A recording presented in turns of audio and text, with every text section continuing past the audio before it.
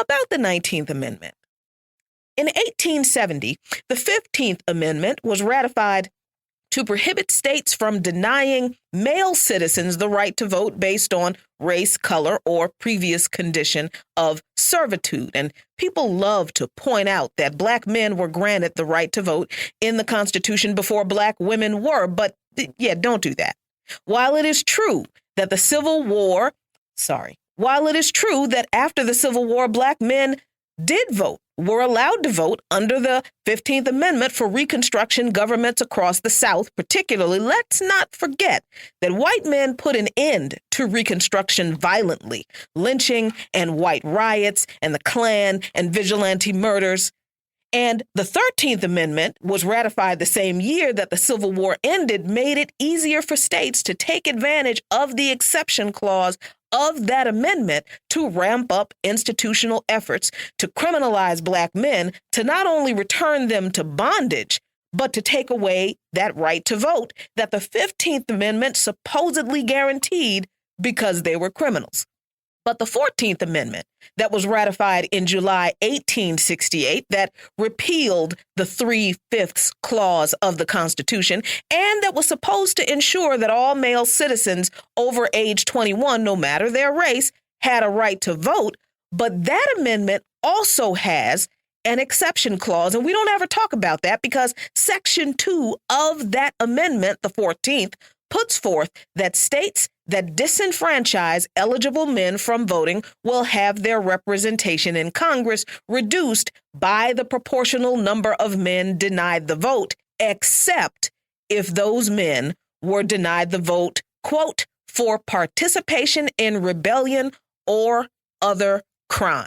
Those three little words, or other crime, in the 14th Amendment, drafted by the so-called anti-slavery Republicans now, don't ever forget that, set in motion the widespread disenfranchisement of Black men from the ballot box. 5 states had already passed felony disenfranchisement laws by 1840. By the time the Civil War ended, about 24 states had some form of felony disenfranchisement policy or similar provisions in their state constitution. But that little clause in the 14th Amendment gave 4 more states the impetus to enact felony disenfranchisement laws and another constitutional vehicle to criminalize Black men to deny them the vote. And this effort continues to this very day. So, nope. Not buying the argument that Black men got their voting rights when Black women didn't. On paper, sure, but what really happens tells a whole nother story. But this celebration every year of the 19th Amendment also bothers me because people love to point out how on August 18th, 1920, the 19th Amendment was ratified, granting women the right to vote. Yes, the amendment does say, quote, the right of citizens of the United States to vote shall not be denied or abridged by the United States or by any state on account of sex. But every year, we have to remind people that Black women were not included in this amendment, nor were Native American women, nor were Asian women, nor were Latinx or Mexican women. While it is true that states could and did use poll taxes and other voter suppression tactics already used across the country to deny voting rights to Black men, to also later keep Black women from voting, they could and did use those same tactics against Latinx women, Indigenous women, and many Asian women who lacked citizenship in 1920, meaning they couldn't vote in the first place. But white women?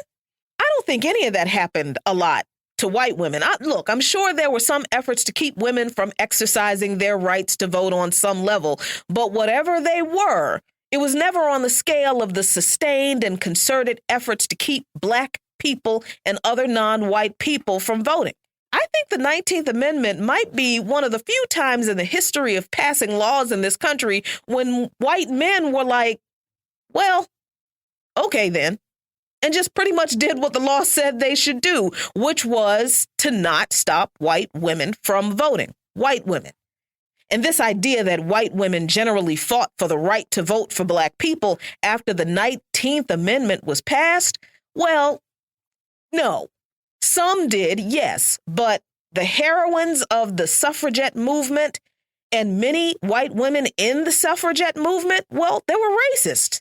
They were mad that black men got the vote before they did, and they didn't want black women to have the vote with them. And I'm not making this up, because even among the most prominent white suffragettes, Susan B. Anthony and Elizabeth Cady Stanton, they were at one time part of the American Equal Rights Association, a group they formed with Frederick Douglass, who was a staunch suffragist, and other activists in 1866. But Elizabeth Cady Stanton said at one time, quote, "We educated, virtuous white women are more worthy of the vote in the context of black men and black women not being worthy at all." And then there was no unity with black women, as she said that if black folks were allowed to vote, then black women would find an even worse slavery under black men than they did under their former white slave owners.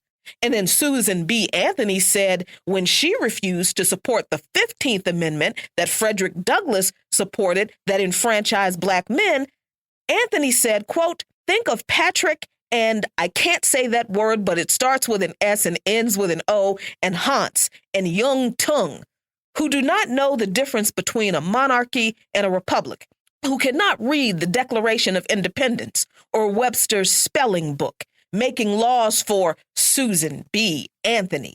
The 15th Amendment creates an antagonism everywhere between educated, refined women and the lower orders of men, especially in the South." Gee, I wonder what lower orders of men she was talking about. She made it very clear. Black men, immigrant men, Asian men, everybody but white men. She even asked Frederick Douglass not to appear on stage at a suffrage event because it would have been unseemly for him to be up there on the stage with white women. And let's not ever forget the massive 1913 suffragette march in New York City, when the organizers told black suffragette organizations to march in the back of the procession apart from the white suffragettes. So in 1920, when the 19th Amendment was ratified, black and other non-white women still could not vote. And they formed their own suffragette organizations. And when they tried to reach out to the main suffrage organizations at the time, they were ignored. Listen, I was born in 1967.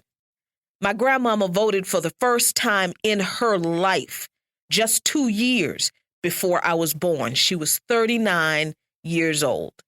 The 19th Amendment gave white women only the right to vote in 1920. So I'm not entirely sure what people expect women like me to celebrate, especially since black people are still fighting for the right to unrestricted access to the ballot box to this day. In the words of Dr. Jemima Pierre, we just live here. None of these laws were written for us. Follow Luke Mon Nation on patreon.com/LukeMonNation for lots of great content.